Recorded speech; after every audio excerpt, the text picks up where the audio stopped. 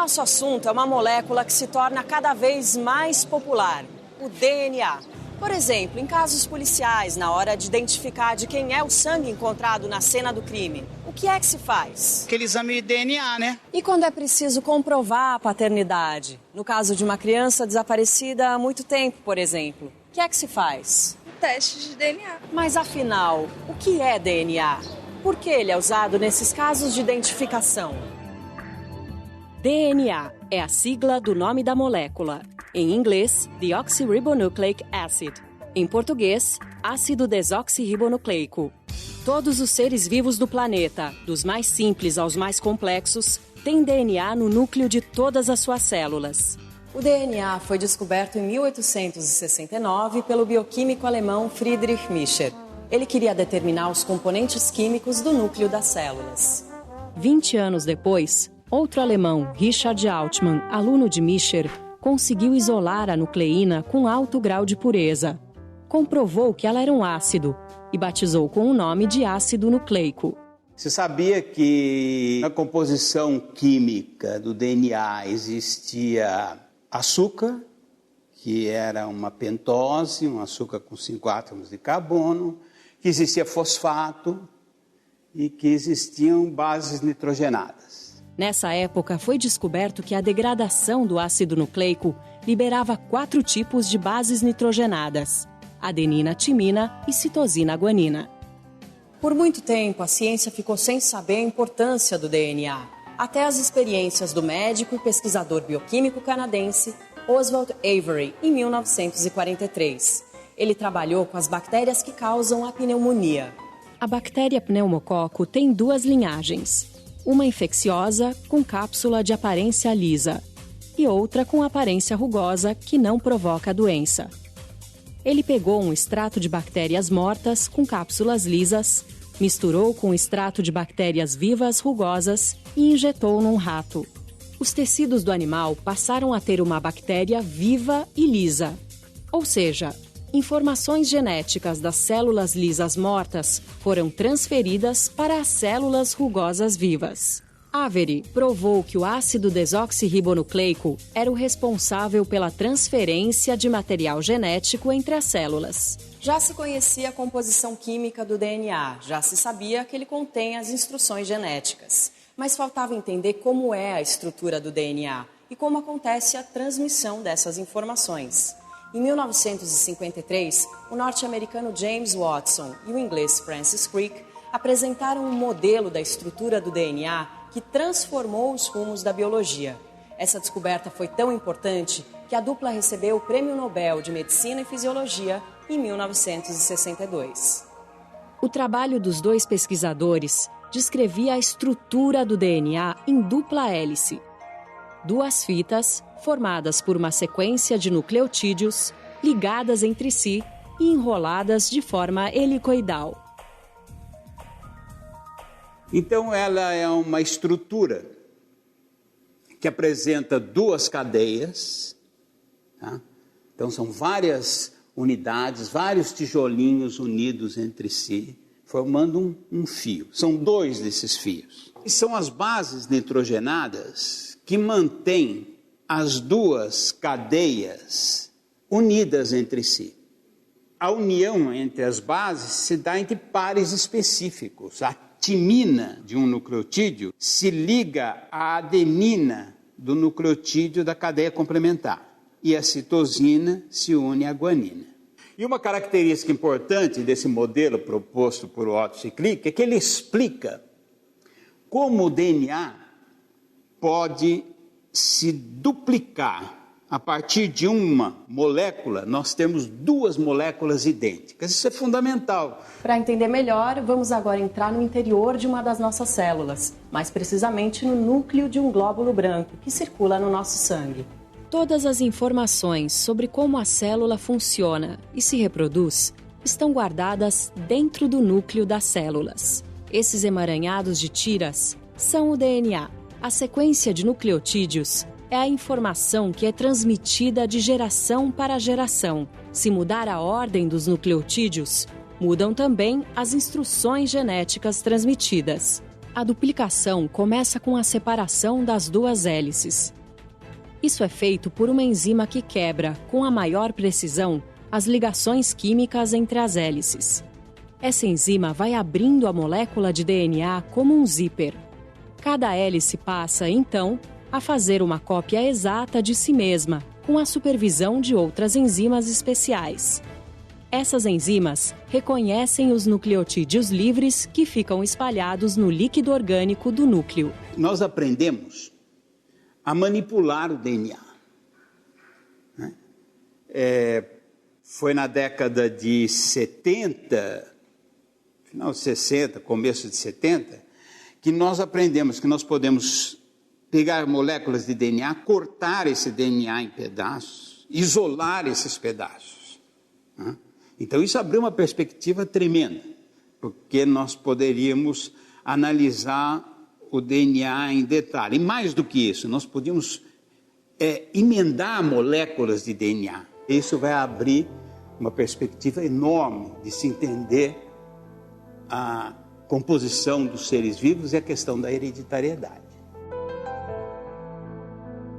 Cada bebê que nasce é único, tem características próprias. Mas ele e todos nós, seres humanos, começamos da mesma forma, com a fusão de 2 gametas, o óvulo que vem da mãe e o espermatozoide do pai. A molécula do DNA que herdamos de nossos pais se encontra enrolada e compactada nos cromossomos. Nos cromossomos está gravada a nossa identidade, que pode ser lida através das sequências do DNA. Dentro do DNA, eu tenho receitas, eu tenho informações que permitem definir padrões de construção de células, padrões de construção de tecidos, padrões de construção de corpos que vão ter formas e funções definidas em grande parte por esse DNA. Quando somos gerados, recebemos para cada característica 2 informações. Uma que vem dos cromossomos da mãe e outra dos cromossomos do pai.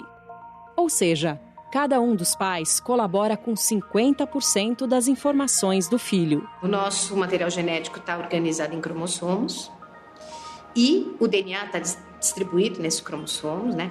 Hoje a gente sabe que cada cromossomo é uma longa e única molécula de DNA, mas nós temos um lote duplo, um enxoval duplo. Nós temos 46 cromossomos organizados em 23 pares.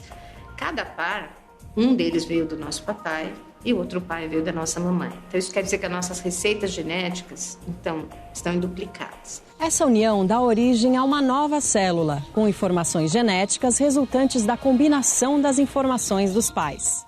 Quando a primeira célula embrionária iniciar seu processo de multiplicação através de divisões celulares, a informação contida nos genes será transmitida para todas as novas células formadas. Hoje, com todo o conhecimento que nós temos, nós deixamos de acreditar no determinismo genético.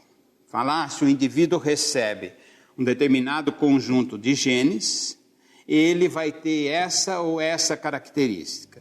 Ele recebe um conjunto de genes, aqueles genes é o que ele vai passar para a descendência, mas durante o seu desenvolvimento e na expressão desses genes, diversos fatores influenciam. Então, hoje, uma grande área de trabalho na genética é compreender isso. Como é que se dá essa relação entre o funcionamento dos genes e o ambiente? Tanto o ambiente físico geral, quanto o ambiente das células do indivíduo. As descobertas genéticas impulsionaram os avanços da ciência e da biotecnologia. Um dos projetos mais impactantes foi o genoma humano, que conseguiu mapear todo o nosso DNA. Os cientistas levaram 13 anos, de 1990 a 2003, para fazer o sequenciamento completo do genoma humano, composto por mais de 3 bilhões de bases nitrogenadas. O que trouxe o projeto Genoma Humano? Porque o nosso genoma inteiro é formado por adenina, timina, citosina e guanina. A, T, C, G, são letras.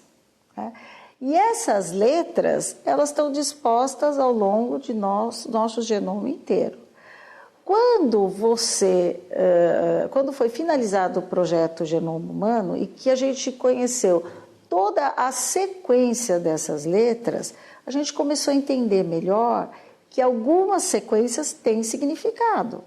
São palavras, né? Não são sequências aleatórias. São palavras que codificam, que a gente chama de genes, que codificam proteínas específicas. O que a gente hoje mais faz é buscar palavras escritas de forma errada, que tem letras erradas, que a gente chama de mutação. À medida que o projeto Genoma Humano foi acontecendo, a tecnologia empregada na área se desenvolveu, criaram-se novas máquinas, novos insumos, barateando o custo. O genoma humano, que no início do projeto, ou durante o projeto, custou 3 bilhões de dólares para sequenciar um genoma, hoje se pode fazer por 10 mil dólares.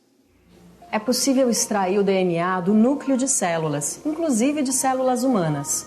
Essa tecnologia tem muitas aplicações na pesquisa biomédica, nas investigações de doenças e distúrbios genéticos, mas também é muito usada na ciência forense, para a identificação dos mortos e dos vivos e para análise de cenas de crimes. A partir de um tubinho de sangue que a gente coleta, então, em qualquer laboratório de análises clínicas, a gente consegue fazer a extração de DNA.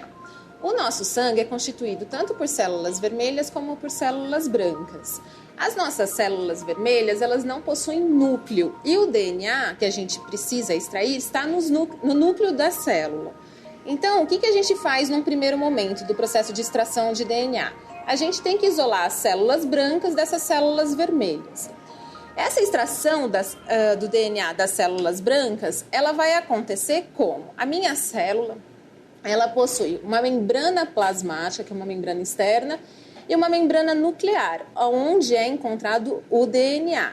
Eu preciso, então, quebrar as membranas tanto da célula como do núcleo para poder acessar o meu DNA. Como que eu agora separo o resto de membrana do meu DNA?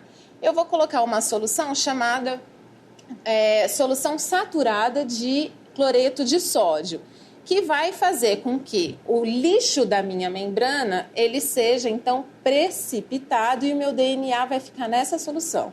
Eu vou transferir apenas a solução que contém o meu DNA para um novo tubo e aqui ficou o lixo, então, da membrana. Para eu conseguir precipitar o meu DNA agora, eu vou usar um álcool etanol absoluto gelado que vai, por uma questão de polaridade, isolar o meu DNA. O meu álcool ele é apolar e o meu DNA é polar. Na hora que eu colocar a minha solução de álcool na soluçãozinha que contém o DNA, ele vai se repelir do álcool. Essas bolinhas aqui é o DNA se repelindo do etanol e ele começa a se precipitar. Bom, a partir dessa quantidade, então, de DNA que a gente coletou de um tubinho de sangue, a gente consegue visualizar qualquer coisa no genoma de um indivíduo, inclusive sequenciar o genoma dele inteirinho. É cada vez mais comum e determinante o uso de DNA nas investigações policiais. Muitos casos são solucionados com o uso de material genético, seja da vítima, seja do suspeito.